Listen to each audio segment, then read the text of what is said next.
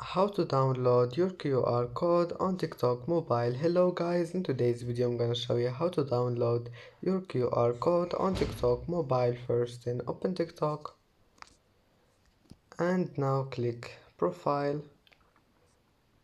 and here in the top corner you will find these three lines. Click on it and then click settings and privacy, and then just click QR code,